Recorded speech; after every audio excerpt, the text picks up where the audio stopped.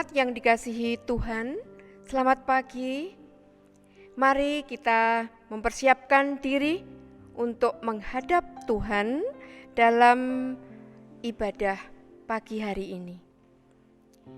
Kita membuka hati untuk merasakan pemeliharaan Tuhan bagi iman percaya kita. Melalui ibadah di rumah masing-masing, mari kita menyatukan hati untuk menyembah Tuhan dan mengagungkan nama-Nya. Umat saya undang untuk berdiri dan kita akan menyanyikan lagu dari Kidung Jemaat 2 ayat yang pertama dan kedua. Suci, suci, suci.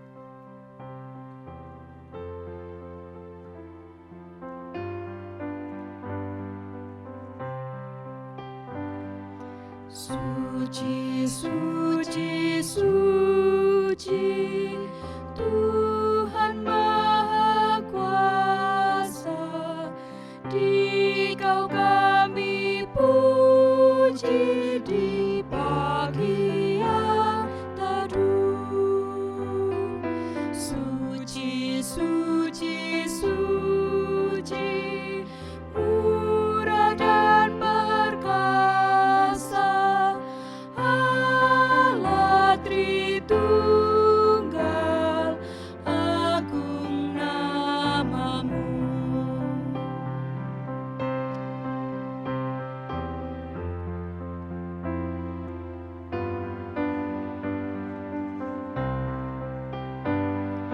Suci, suci, suci, Kaum kudus tersungkur di depan tahta-Mu, memberi mahkotanya. Segenap malaikat sujud menyembah-Mu, Tuhan yang ada selama-lamanya.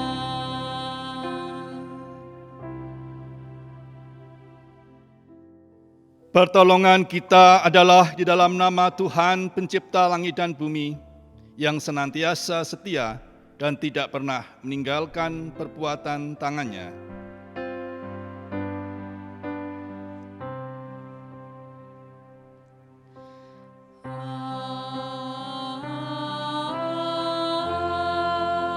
Amin, amin, amin. Salam damai Kristus bagi saudara. Dan saudara juga. Jemaat dipersilahkan untuk duduk.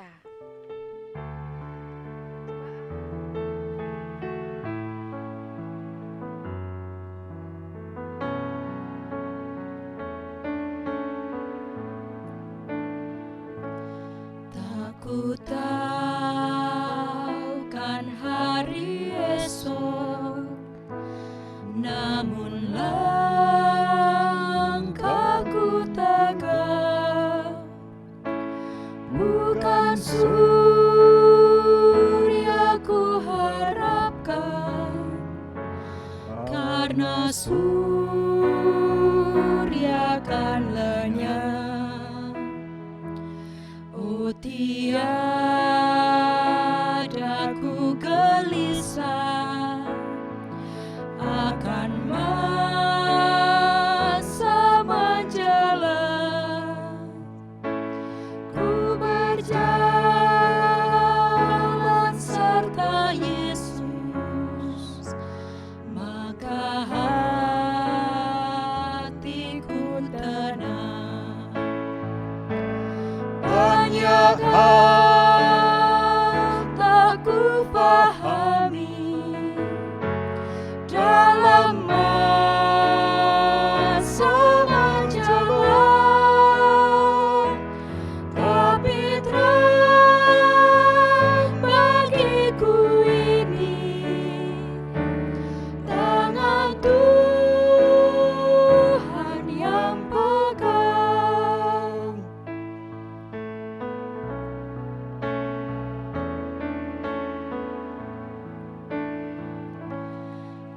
Ku tahu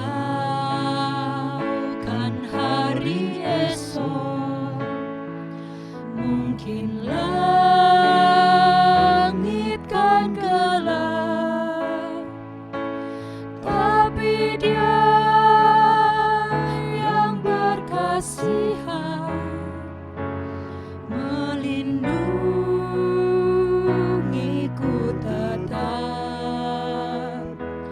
meski susah perjalanan, gelombang dunia menderu, dipimpinnya ku bertahan sampai akhir langkahku. Banyak hal tak ku pahami dalam masa menjelang, tapi terang bagiku ini tangan Tuhan yang pegang.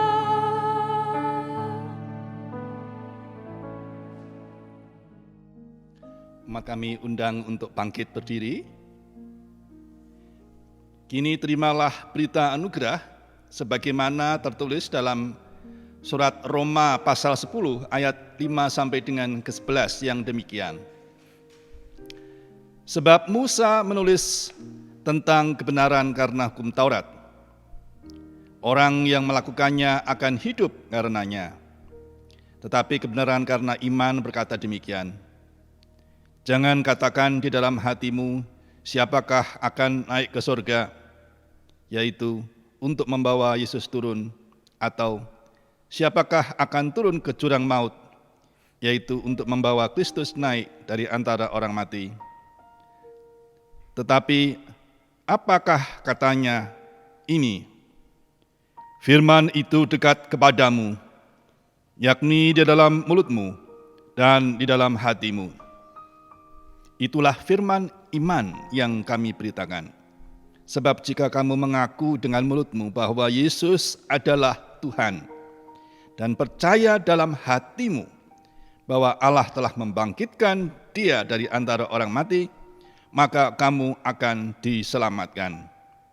Karena dengan hati orang percaya dan dibenarkan, dan dengan mulut orang mengaku dan diselamatkan.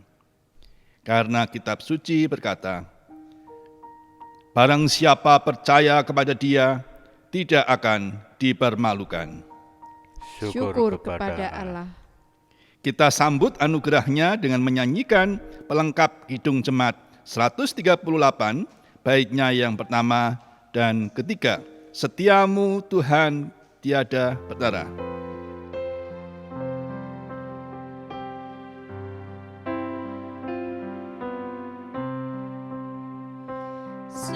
Setiamu Tuhanku tiada bertara, di kala suka di saat gelap. Kasih-Mu Allahku tidak berubah. Kaulah pelindung abadi tetap. Setiamu Tuhanku mengharu hatiku. Setiap pagi bertambah jelas.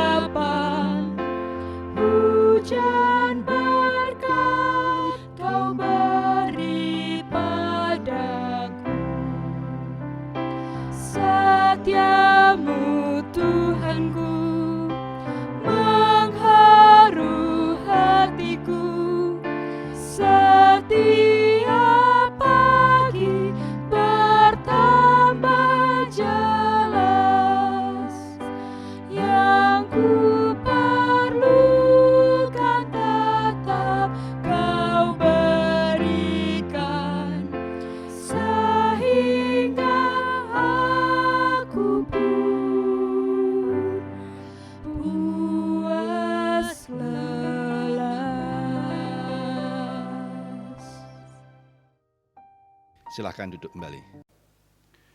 Saudara-saudara yang dikasihi Tuhan, mari kita bersama-sama berdoa, mohon pimpinan Tuhan agar kita dapat mendengarkan, merenungkan, dan memelihara firman Tuhan. Mari kita berdoa.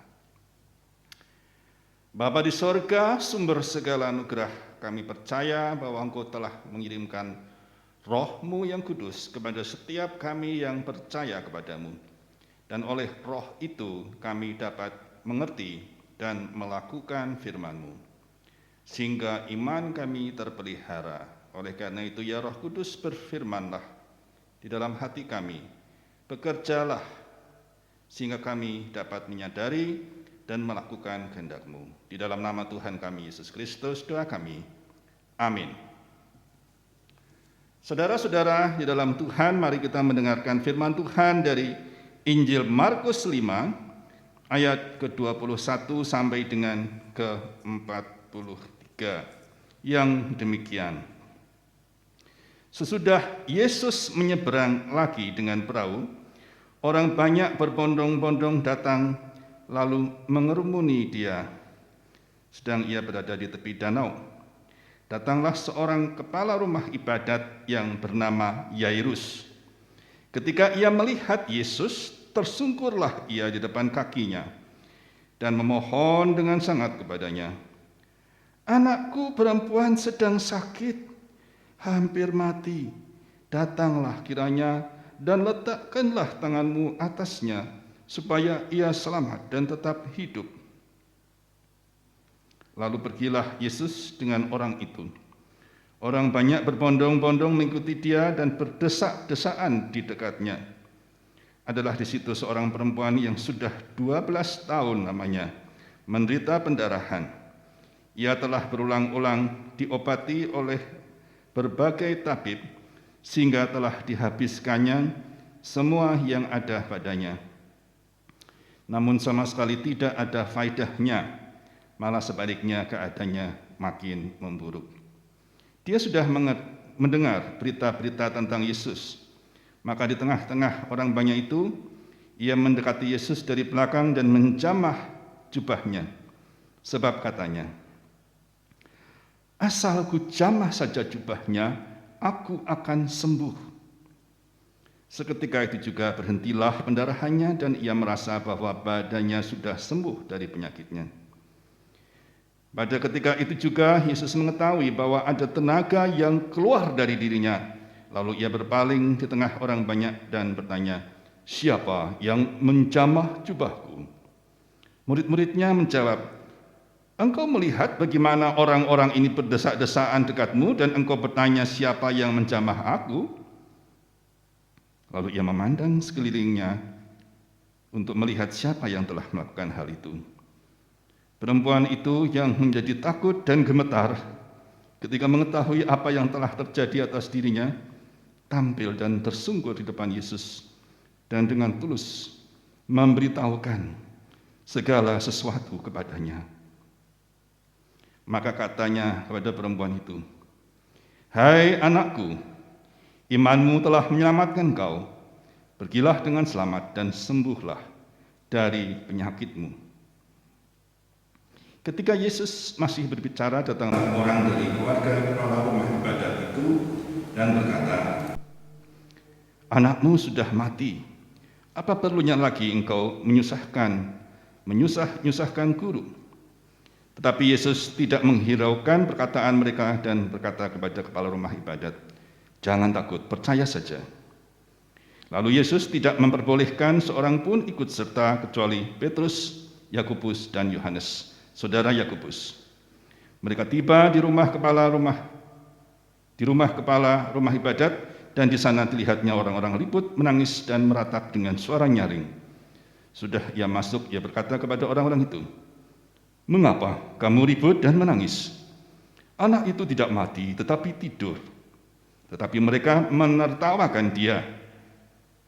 Maka diusirnya semua orang itu, lalu dibawanya ayah dan ibu anak, dan mereka yang bersama-sama dengan dia masuk ke kamar anak itu. Lalu dipegangnya tangan anak itu, katanya, "Talita kum," yang berarti, hai anak, aku berkata kepadamu, bangunlah. Seketika itu juga anak itu bangkit berdiri dan berjalan, sebab umurnya sudah 12 tahun. Semua orang yang hadir sangat takjub. Dengan sangat ia berpesan kepada mereka supaya jangan seorang pun mengetahui hal itu. Lalu ia menyuruh mereka memberi anak itu makan. Demikianlah pembacaan firman Tuhan. Berbahagialah kita yang mendengarkan firman Tuhan dan memeliharanya dalam kehidupan. Saudara-saudara yang dikasihi Tuhan, ada satu pertanyaan untuk saudara. Apa yang paling saudara syukuri dalam hidup ini? Jawab dengan sungguh-sungguh, dalam hati boleh. Apa yang paling saudara syukuri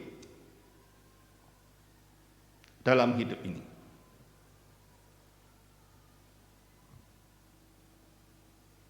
Saya pikir wajar kalau masing-masing kita jawabannya berbeda-beda. Karena pengalaman, perasaan, dan pengetahuan kita berbeda-beda. Tetapi generasi zaman orang tua saya, di mana kita terbiasa memiliki pokok-pokok ajaran katekismus Heidelberg, itu tentu masih ingat bahwa bagi orang percaya yang paling layak untuk disyukuri adalah mengenal Tuhan Yesus sebagai Tuhan dan penyelamat kita, sehingga baik dulu, sekarang, dan selamanya kita ada di dalam tangan Tuhan Yesus. Nah, itu sebabnya kita akan melihat bacaan ini dari sudut pandang ini. Karena bacaan ini cukup populer, bahkan saya ingat dulu di Cerdas Tangkas Alkitab zaman dulu itu seringkali menjadi salah satu pertanyaannya, apa artinya talik takum, ya gitu ya. Peristiwa Yesus yang membangkitkan orang mati ini pasti menarik. Karena Yesus berapa kali membangkitkan orang mati? Ada yang ingat? Berapa kali? Ya, mungkin di dalam Cerdas Tangkas Alkitab juga dikatakan 2 kali gitu ya. Anak Yairus dan Lazarus. Tapi sebetulnya juga tidak. Karena di Injil Yohanes dikatakan bahwa apa yang terjadi itu tidak cukup dituliskan di seluruh dunia ini. Jadi yang tertulis saja, yang tertangkap oleh 4 penginjil itu yang kita kenal saat ini. Dan itu memang hanya 2, bukan berarti tidak ada yang lain. Tapi dari sekian banyak itu hanya 2 peristiwa yang tentang kebangkitan orang mati, dan itu adalah salah satunya adalah peristiwa ini yang seorang anak Yairus yang sudah mati tapi kemudian bisa dibangkitkan. Sehingga orang seringkali menekankan tentang kebangkitan dari perempuan itu menjadi kurang relevan karena peristiwa kebangkitan orang yang sudah mati itu tidak terlalu banyak terjadi di masa sekarang. Karena yang ditekankan Yesus adalah kematian yang kekal yang dikalahkannya ketika dia sudah mengalami peristiwa Paskah. Nah, lalu hal apa yang menarik kalau begitu? Nah, Sinode memberikan judul atau tema ujian keikhlasan. Semula agak sulit untuk mencari di mana sih letak keikhlasannya, siapa yang ikhlas gitu ya. Karena peristiwa ini bagi seorang ayah yang mengharapkan putrinya sembuh itu bukan suatu masalah keikhlasan, itu hal yang manusiawi, yang biasa saja. Tapi ternyata yang disebutkan secara eksplisit, secara langsung, secara belak-belakan, kilas itu adalah si perempuan ini. Dikatakan demikian.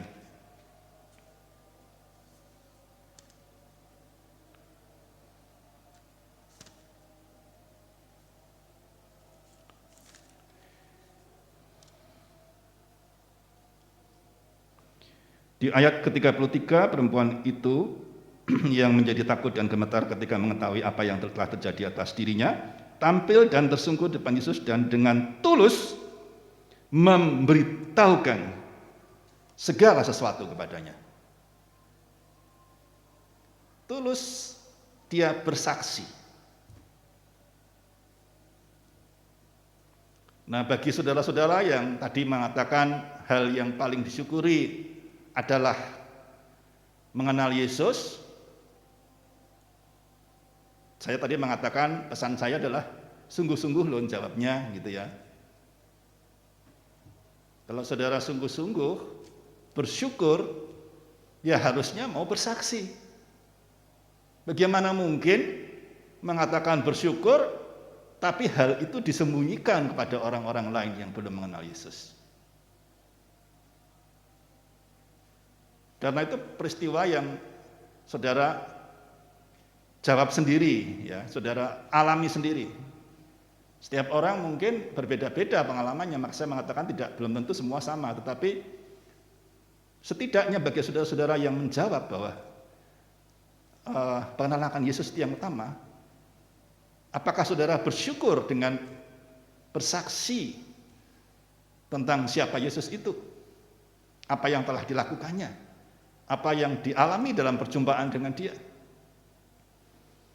Dan perempuan ini yang dengan rendah hati dia bersungkur di hadapan Yesus. Dia mengaku kesalahannya di hadapan Yesus. Karena siapakah kita yang bisa datang kepada Tuhan kalau bukan dengan merendahkan hati dan mengaku kesalahannya? Apa kesalahannya dia? Dia tidak meminta izin ya, mencuri kuasa dari Yesus, tidak minta tolong sembuhkan, tapi langsung pegang aja, main pegang-pegang ya. Kalau zaman sekarang COVID jadi masalah. Ada hamba Tuhan yang dipakai atau setidaknya dipercaya menyembuhkan banyak orang di dalam nama Yesus dengan menumpangkan tangan. Sekarang juga dibatasi, dilarang di dalam protokol kesehatan. Nah ini dia pegang-pegang, nggak pakai izin, pegang-pegang Yesus. Tidak secara eksplisit ya dikatakan bahwa dia minta ampun, tapi dengan dia tersungkur itu menunjukkan ekspresi kerendahan hati dan merendahkan dirinya, mengakui aku ini tadi yang salah, yang tadi minta, yang mengambil kuasa untuk sakit pendarahan saya. Jadi peristiwa orang ini menurut saya tidak kalah penting dengan peristiwa anak Yairus. Karena ketulusannya itu bukan hanya dinyatakan dengan berkata jujur, tapi berkata sesuai dengan apa yang dialaminya dalam perjumpaannya dengan Tuhan. Saudara, kalau saudara melihat peristiwa kebangkitan anak Yairus ini, Yesus juga sebenarnya adalah model bagi perempuan ini. Itu model ketulusan. Karena ketulusan bagi Yesus adalah melakukan apa yang Bapa perintahkan, tunjukkan. Yesus sering mengatakan bahwa apa yang ia terima itu bukan dari diri sendiri, tetapi sebagai manusia ia menerimanya dari Allah melalui Roh Kudus yang bekerja dalam hatinya, dan ia diberi karunia pengetahuan sehingga ia mengetahui berbagai hal. Bukan karena dia adalah Allah, ya memang dia asalnya dari Allah, tetapi ketika sudah menjadi manusia, ia menjadi model bagaimana hidup yang tulus adalah hidup yang mengakui dari mana ia datang, dari mana ia hidup, dan dari mana ia bisa hidup kekal. Yesus mengakui akan Bapa dengan cara ia berketetapan hati percaya pada setiap perkataan Bapa. Sehingga ketika Bapa menuntun dia untuk mau menyembuhkan anak Yairus itu, walaupun sudah meninggal tengah jalan, ia tidak ragu-ragu terhadap apa yang Bapa tunjukkan. Ia percaya terus. Itulah ketulusan versi Yesus. Nah, ketulusan versi si perempuan ini yang sakit pendarahan itu juga sama, 12 tahun dia mengalami pendarahan. Sama seperti usia anak yang telah dibangkitkan 12 tahun. Tapi itu tidak cukup untuk membuat dia harus bisa sembuh. Karena dibutuhkan hubungan dengan Tuhan. Hubungan yang tulus dengan Tuhan. Berani untuk menyaksikan tentang Tuhan. Berani untuk bercerita tentang pengalaman saudara bersama dengan Tuhan. Saya ingin untuk kita bikin pelatihan bagaimana kita bercerita tentang pengalaman kita bersama dengan Tuhan. Bisa menyemangati orang lain. Saudara, di dalam komisi di Gereja Kristen Jawa, GKJ itu ada komisi PI, ya, pemasuran Injil, pewartaan Injil, dan itu isinya bukan dengan tujuan mengkristenkan orang atau membawa orang lain menjadi sama agamanya, tetapi tujuan kita adalah bersaksi tentang apa yang kita alami atau yang kita dapatkan, kita ketahui dalam perjumpaan dengan Tuhan. Dan itu banyak dilakukan orang-orang saat ini. Loh, sekarang kan nggak boleh kumpul-kumpul, nggak boleh ketemu, kerumunan. Ya walaupun terjadi juga, justru karena itulah saatnya juga kita memikirkan bagaimana kita berbagi dengan jempol kita. Berbagi dengan kesaksian melalui HP, melalui media sosial, di samping cara-cara lain yang mungkin bisa kita lakukan. Oleh sebab itu, baiknya kita belajar dan berbagi satu dengan yang lain, pengalaman-pengalaman itu. Bagaimana supaya kita dengan sikap yang rendah hati, tidak perlu membenci atau merendahkan yang lain, tapi dengan tulus hati, menciptakan pengalaman-pengalaman, perjumpaan-perjumpaan, termasuk pengetahuan yang didapatkan dari Tuhan, yang mencerahkan, memberikan semangat, sehingga kita yang berada dalam kondisi seperti tidak selamat, seperti dikurung oleh penyakit, seperti yang dikurung oleh kuasa kematian, kita kalahkan di dalam nama Yesus dengan keyakinan bahwa hubungan dengan Tuhan akan menjawab segalanya. Ketulusan kita untuk mendengarkan dan melakukan kehendak Tuhan dan meneruskan cinta kasih Tuhan itu kepada orang lain, bersaksi bagi orang lain, itu merupakan kunci untuk kita bisa bertumbuh, berkembang dan berbuah. Siapkah saudara? Amin. Mari kita mengambil saat teduh.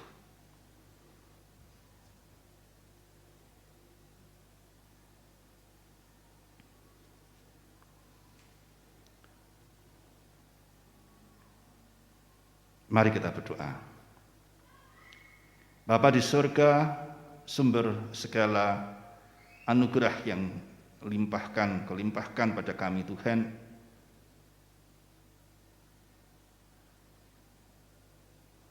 Sumber segala rahmat, kami mohon belas kasihan-Mu Tuhan, karena kami orang berdosa.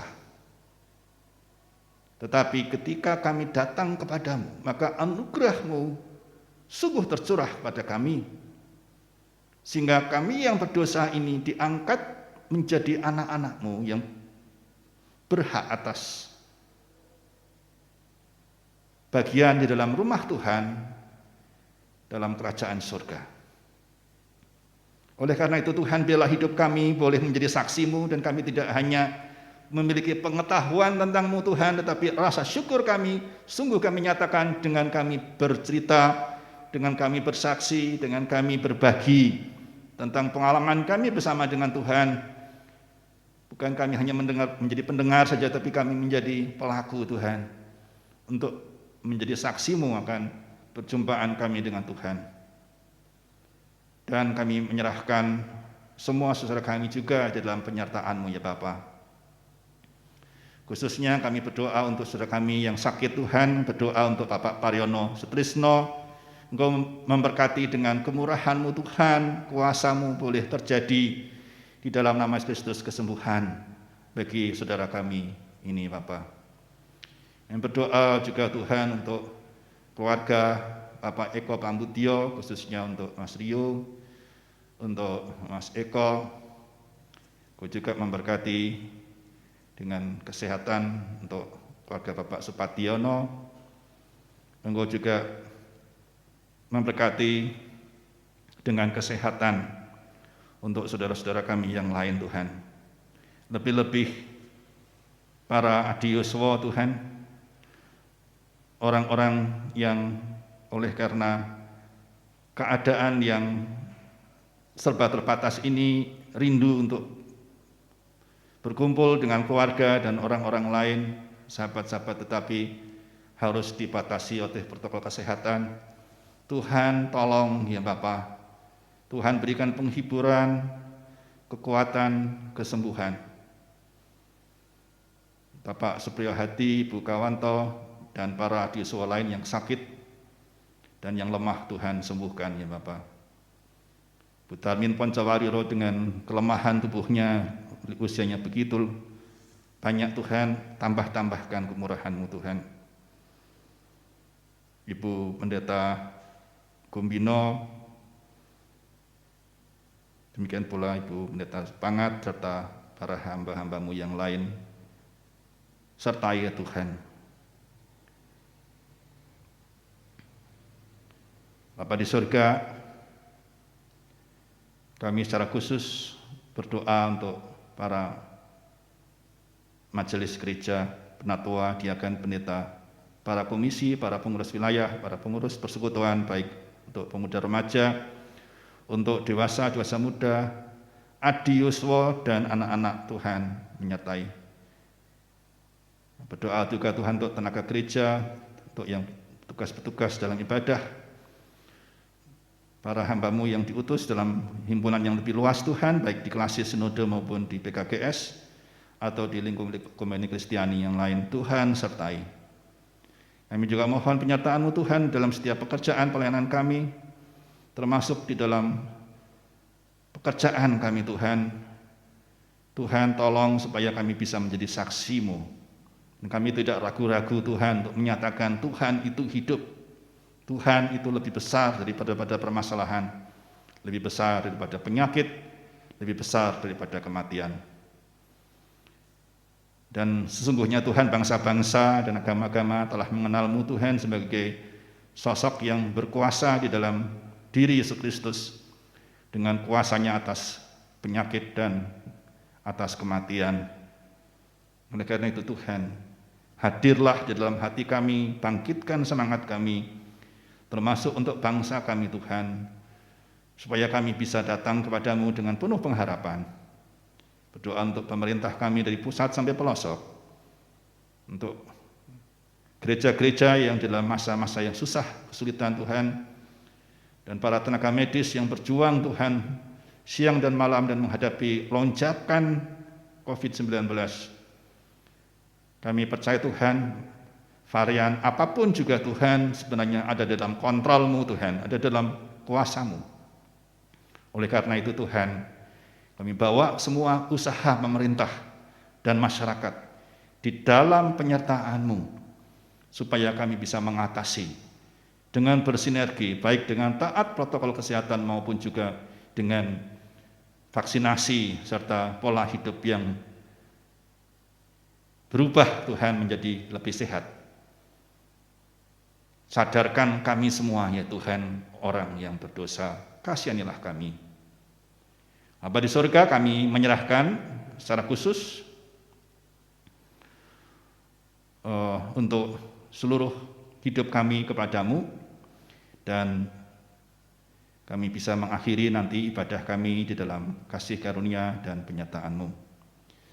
Karena kami tahu bahwa Yesus Kristus itu hidup, Yesus Kristus itu berkuasa, dan Yesus Kristus itu mengasihi kami. Maka kami berdoa sebagaimana Yesus Kristus yang telah memberikan teladan ketulusan di dalam doa Bapa kami.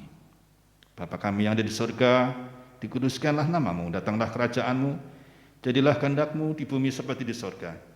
Berilah kami pada hari ini makanan kami yang secukupnya, dan ampunilah kami akan kesalahan kami, seperti kami juga mengampuni orang yang bersalah pada kami. Dan jangan membawa kami dalam cobaan, tetapi lepaskanlah kami dari yang jahat. Karena Engkaulah yang punya kerajaan dan kuasa dan kemuliaan sampai selama-lamanya. Amin.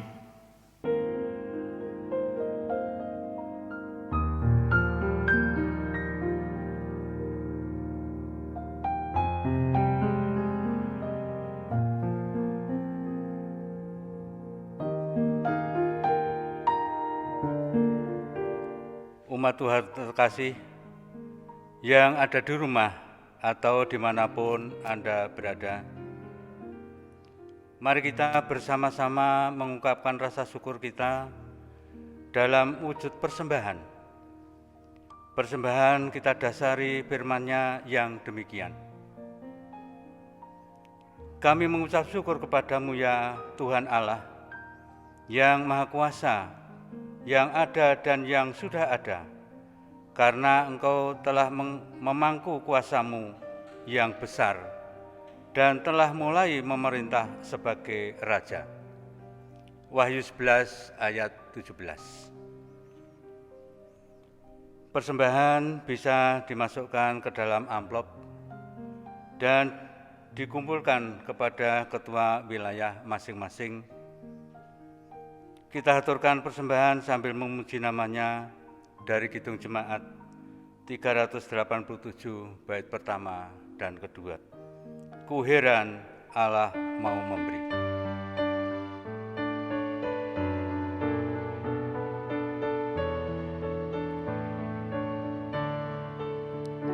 Ku heran Allah mau memberi rahmat-Nya padaku, dan Kristus sudi menebus yang hina bagaiku. Namun ku tahu yang ku percaya, dan aku yakinkan kuasa-Nya. Ia menjaga yang ku taruhkan hingga harinya kelak.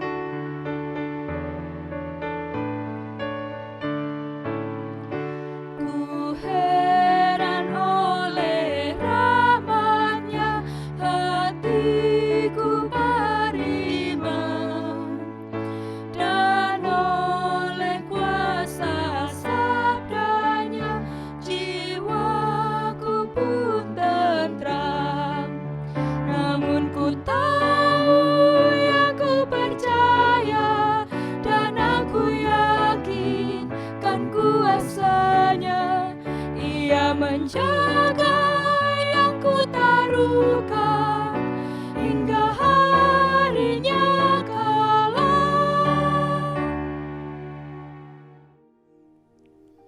Mari kita bawa persembahan kita di dalam doa. Saya hantarkan. Bapa kami yang ada di surga, sungguh kami bersyukur bila kesempatan minggu pagi yang indah ini Engkau memberi kesempatan kepada setiap kami untuk mengucap syukur. Persembahan syukur yang sudah kami persiapkan ini, baik persembahan mingguan, persembahan bulanan, atau persembahan mirunggan lainnya. Kami sadar Tuhan, jumlahnya tidak pernah bisa sepadan dengan berkat-berkat-Mu yang tercurah kepada kami setiap harinya. Namun demikian kami percaya Engkau akan menerimanya sehingga persembahan yang terkumpul nantinya bisa menjadi sarana pelebaran kerajaan-Mu di tengah-tengah kami. Kepada segenap majelis yang Engkau pilih untuk mengelola persembahan ini, kiranya Engkau beri roh takut akan Tuhan, sehingga persembahan ini sungguh-sungguh boleh menjadi sarana kehidupan pelayanan umat-Mu di GKJ Karangalit. Bapa yang Maha Kasih, terima kasih pula atas firman-Mu yang sudah kami dengar bersama. Kiranya firman-Mu boleh tertanam di dalam hati kami, dan terlebih daripada itu, boleh menjadi suluh di dalam kami menapak hari-hari kami ke depan. Demikian Bapa, doa syukur kami, dan kami akan tutup doa syukur ini dengan doa Bapa kami.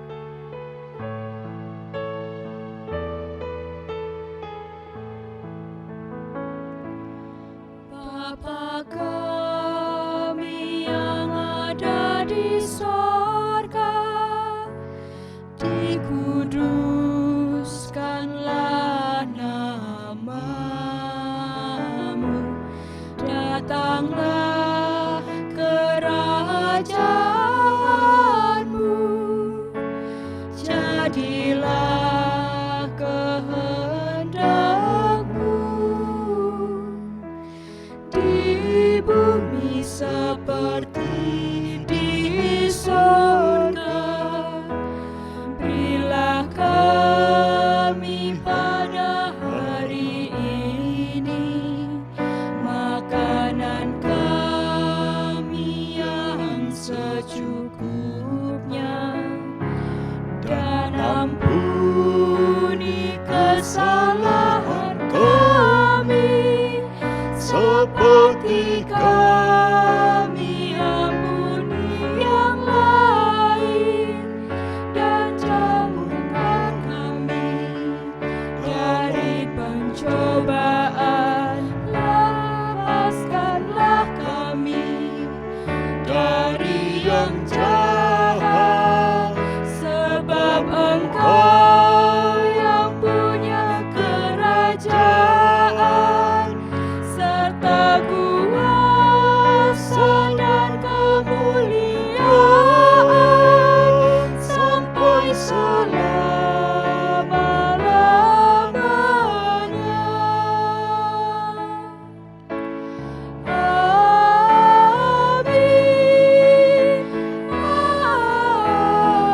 Amin. Segenap umat di rumah atau dimanapun saudara berada, bersama dengan umat Tuhan di seluruh muka bumi, marilah kita memperbarui iman percaya kita dengan mengucapkan pengakuan iman rasuli. Aku percaya kepada Allah Bapa yang Maha Kuasa, Khalik langit dan bumi, dan kepada Yesus Kristus, anaknya yang tunggal Tuhan kita, yang dikandung daripada Roh Kudus, lahir dari anak darah Maria, yang menderita di bawah pemerintahan Pontius Pilatus, disalibkan, mati dan dikuburkan, turun ke dalam kerajaan maut. Pada hari yang ketiga, bangkit pula dari antara orang mati, naik ke surga, duduk di sebelah kanan Allah Bapa yang Maha Kuasa, dan akan datang dari sana untuk menghakimi orang yang hidup dan yang mati. Aku percaya kepada Roh Kudus, gereja yang kudus dan am, persekutuan orang kudus, pengampunan dosa, kebangkitan orang mati, dan hidup yang kekal. Amin. Umat yang dikasihi Tuhan, marilah kita mengakhiri ibadah kita dengan penuh damai sejahtera, sambil mengingat tugas dan panggilan kita sebagai umat Tuhan untuk menyatakan pekerjaan Allah. Kini terimalah berkat Tuhan. Semoga Allah sumber pengharapan memenuhi saudara dengan segala sukacita dan damai sejahtera dalam iman saudara, supaya oleh kekuatan Roh Kudus saudara berlimpah-limpah dalam pengharapan. Amin. Kiranya